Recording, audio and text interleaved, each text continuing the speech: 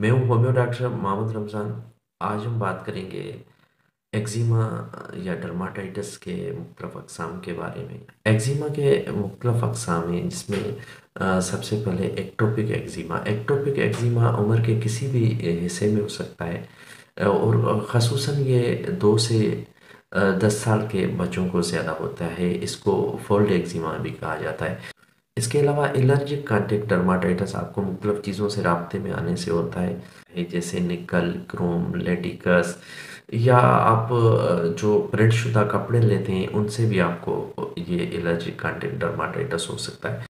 इसके अलावा non allergic contact dermatitis भी आपको हो सकता है, जिसको हैंड एक्जिमा भी कहा जाता है। वो मुख्तलिफ किस्म के डिटर्जेंट से राब्ते में आने से आपको हो सकता है।